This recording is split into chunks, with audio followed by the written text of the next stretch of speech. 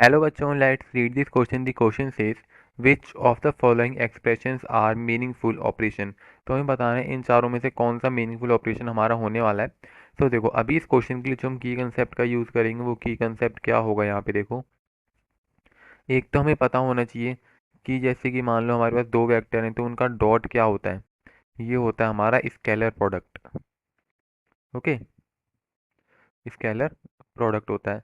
अब हम सिमिलरली अगर u क्रॉस v करें तो ये क्या होगा, ये होगा हमारा वेक्टर प्रोडक्ट। इनके आंसर हमें वेक्टर फॉर्म में मिलेंगे और इसके हमें स्केलर या फिर कांस्टेंट टर्म में मिलने वाले हैं। तो इनको ध्यान में रखते हुए इस क्वेश्चन को हम सॉल्व करेंगे। तो यहाँ पे अभी ऑप्शन नंबर ए को देखते हैं कि ऑप्शन नंबर ए क्या कहता है।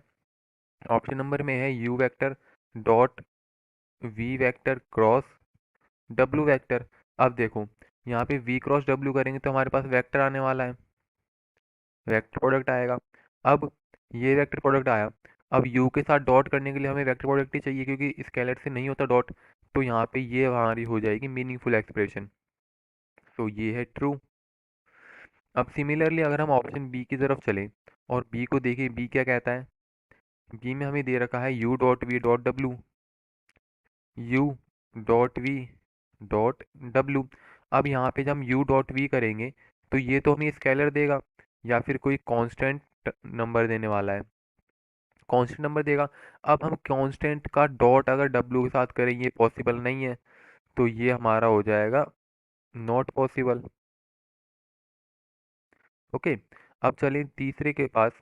तीसरा ऑप्शन क्या है हमारा, third third U dot V into W. तो हमारा क्या है U dot V into W vector. अभी सिंपल मल्टीप्लिकेशन में है वेक्टर। तो देखो अब यहाँ पे यू डॉट वी करेंगे, ये हमें कांस्टेंट टर्म देगा, कांस्टेंट या फिर स्केलर, हम कुछ भी कह सकते हैं। स्केलर निकलने वाला है। अब ये हमारा यहाँ से मल्टीप्लाई में है, डॉट में नहीं है। तो यहाँ से ये हमारा इससे मल्टीप्लाई हो जाएगा।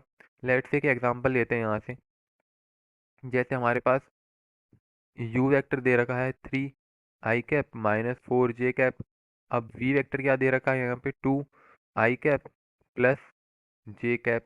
अब इनका यू डॉट वी क्या होगा हमारे पास, देखो यहाँ पे यू डॉट वी क्या निकल के आएगा, 3 2 जा 6, 6 माइनस 4। तो ये हो गया 2 जो क्या है scalar.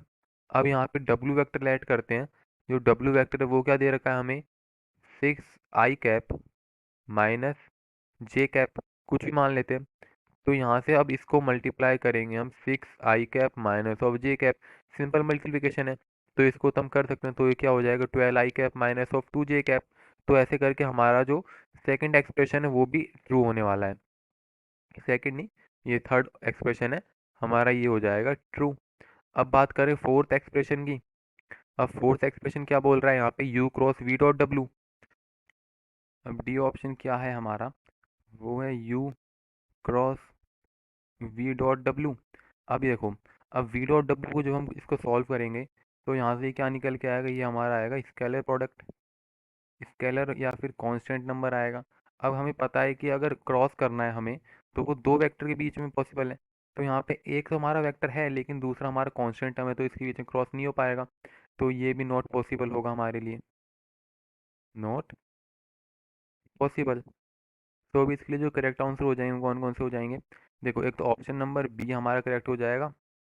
Sorry, option number B नहीं, एक बार देख लेते हैं। एक तो ऑप्शन नंबर ए करेक्ट है हमारा, एक ऑप्शन नंबर सी करेक्ट है। तो option number A and C are the correct answer for this question. I hope you understood well. Best of luck.